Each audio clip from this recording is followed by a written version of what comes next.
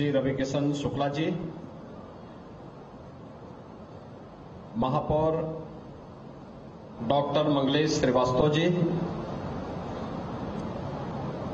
कुलपति दीनदयाल उपाध्याय गोरखपुर विश्वविद्यालय professor Poonam Tandon ji, the Gurukul Gorakhpur Gurukul society के अध्यक्ष चौधरी प्रमोद कुमार जी,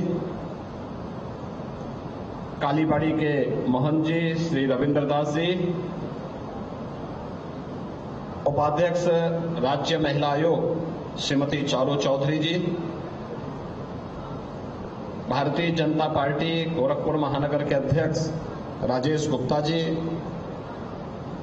स्थानीय पार्षद श्री पवन त्रिपाठी जी, प्रबंधक द गुरुकुल गोरखपुर गुरुकुल सोसाइटी श्री शिवशंकर गुप्त जी, श्री परमेश्वर प्रसाद गुप्त जी, आज के इस समारोह में उपस्थित गोरखपुर के सभी गणमान्य गण और उपस्थित गुरुकुल विद्यालय से जुड़े हुए सभी शिक्षकगण एवं प्यारे बच्चों, आज यहां पर एक साथ इस गुरुकुल विद्यालय के पुनरुद्धार के कार्य को संपन्न करते हुए इसमें कुछ नए कक्ष और एक नए सभागार का लोकार्पण का कार्यक्रम यहां पर संपन्न हो रहा है। इसके लिए तो गोरखपुर गुरुकुल सोसाइटी के प्रबंध समिति के सभी पदाधिकारियों को और विद्यालय परिवार को मैं हृदय से बधाई देता हूं, अपनी शुभकामनाएं देता हूं। मुझे बताते हुए प्रसन्नता है कि गोरखपुर विकास प्राधिकरण ने अपने CSR मद से 1,05,00,000 रुपए खर्च करके इस सभी निर्माण का कार्य एक समय सीमा के अंदर यहां पे संपन्न किया है। हम लोग अक्सर देखते थे गुरुकुल विद्यालय की स्थापना 1935 में हुई। कहते हैं गुरुकुल विद्यालय से चलने वाली आध्यात्मिक और राजनीतिक गतिविधियों को देख करके देश की आजादी के आंदोलन के दौरान ब्रिटिश हुकूमत ने 5 वर्ष तक इस संस्था को बंद करके भी रखा, लेकिन उस सब के बावजूद फिर से यह संस्था पुनर्जीवित हुई और गुरुकुल स्कूल के रूप में यह प्रारंभ हुई। आज यहां पे उच्चतर माध्यमिक विद्यालय के रूप में यह संस्था संचालित हो रही है। समय के अनुरूप जब कोई संस्था हो या कोई व्यक्ति हो नहीं चल पाता है तो वह पिछड़ जाता है, और यही स्थिति कहीं न कहीं गुरुकुल स्कूल के साथ भी हुई। आज की आवश्यकता के अनुरूप उस प्रकार के संसाधन, उस प्रकार का स्वरूप में कमी होने के नाते लगातार छात्रों की संख्या भी कम हुई और समय के अनुरूप उस प्रकार के संसाधन जुटने में कठिनाई होने के कारण संसाधनों के अभाव में जो यहाँ की आवश्यकता थी, उन आवश्यकताओं की पूर्ति के लिए मैंने यहाँ पे गोरखपुर विकास प्राधिकरण से और मंडलायुक्त गोरखपुर से कहा कि गुरुकुल यहाँ की पुरानी संस्था है, उसके लिए कुछ किया जाना चाहिए। और मैं गोरखपुर विकास प्राधिकरण को हृदय से धन्यवाद दूंगा कि इन्होंने CSR निधि का बेहतरीन उपयोग करते हुए आज यहाँ पर इस सभागार के साथ साथ यहाँ कुछ क्लासरूम, फर्नीचर, स्मार्ट क्लास आदि देने के लिए पहल प्रारंभ की है। हमें याद रखना होगा कि हम सब इस समाज के हिस्से हैं, कोई भी इससे अपने आप को अलग नहीं कर सकता है, और समाज में जब भी विषमता होगी तो उस विषमता का खामियाजा अंततः पूरे देश को भुगतना पड़ता है। ये विषमता सामाजिक हो या आर्थिक, हर हाल में इस विषमता को हमें दूर करने के लिए आगे आना होगा, क्योंकि विषमता हमेशा लोगों को तमाम प्रकार की संकीर्णताओं के दायरे में कैद करके रखती है और एक बड़े तबके को सुविधाओं से वंचित करके रखती है। ये हमारा प्रयास होना चाहिए कि चाहे वह सामाजिक विषमता हो या आर्थिक विषमता, इसको जितना न्यूनतम करने में हम योगदान दे सकते हैं, हमें उसमें अपना योगदान देने के लिए सदैव तत्पर रहना चाहिए।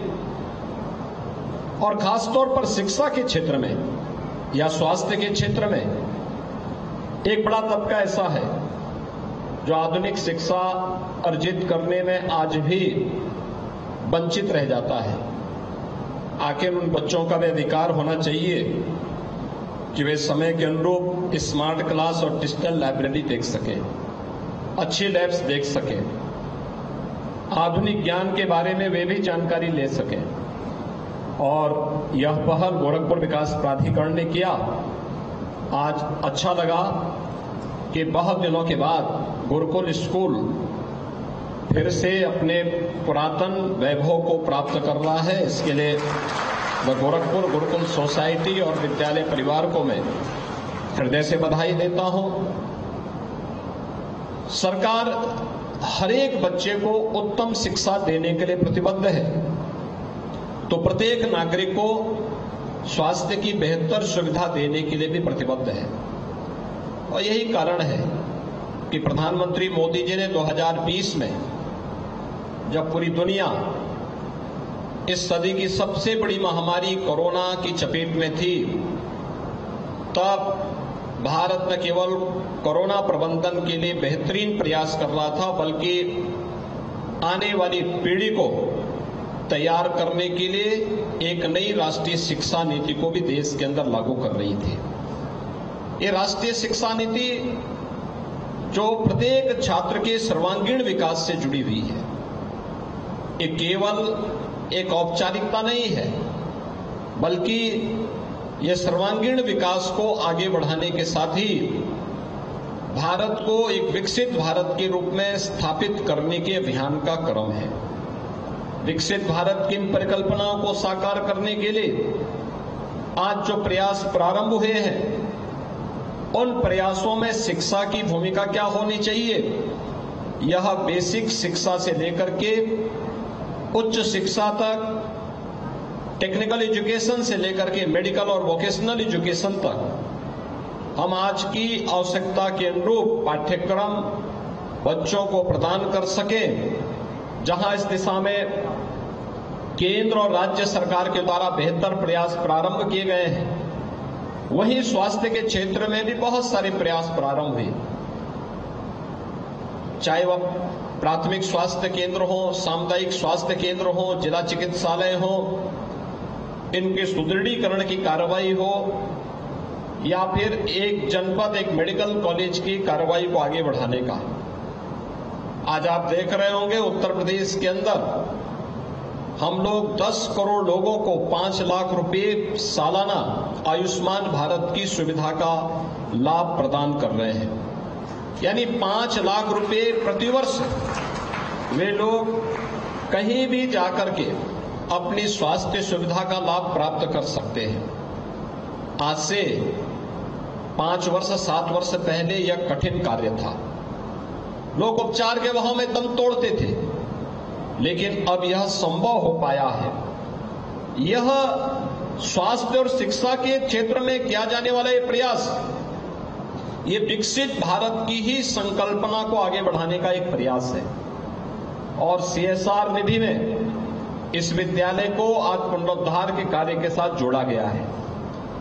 ऐसे ही प्रदेश के अंदर हम लोग जितने भी पुराने गवर्नमेंट इंटर कॉलेजेज हैं, संस्कृत विद्यालय पुराने हैं, जिनमें छात्रों की संख्या है, उनके पुनरुद्धार के लिए भी सरकार से पैसा उपलब्ध करवा रहे हैं। गवर्नमेंट एडेड कॉलेजेस को भी पैसा उपलब्ध करवा रहे हैं। जिससे जर्जर भवन के नीचे छात्रों को न रहना पड़े, बल्कि एक सुरक्षित और सुगम और सुरम्य वातावरण में, एक आध्यात्मिक वातावरण में वे अपना अध्ययन का कार्यक्रम संपन्न कर सकें और भारत के लिए एक सुयोग्य नागरिक हमारी संस्थाएं दे सके। उसी क्रम में आज ये गुरुकुल को भी CSR निधि से गोरखपुर विकास प्राधिकरण ने जो धनराशि लगाई थी उसका एक बेहतरीन प्रयास हुआ है और मैं द गोरखपुर गुरुकुल सोसाइटी से इसी बारे में कहूंगा कि आप इस प्रांगण को और बेहतर बनाने की दिशा में प्रबंध समिति और विद्यालय दोनों को मिलकर के प्रयास करना चाहिए। बेहतरीन प्रयास हो सकता है, सोसाइटी समाज इसके लिए सहयोग करने को तैयार होगा। और ये अच्छी बात है कि आज भी विद्यालय में यज्ञ हवन के कार्यक्रम यहाँ पे संपन्न होते हैं। ये पुरानी आर्य समाज की वो पद्धति याद करिए, जब तक गुरुकुलों की परंपरा में ये हवन आदि के कार्यक्रम होते थे तब तक वहां का वातावरण आध्यात्मिक वातावरण था और पठन पाठन का एक माहौल वहां पे था।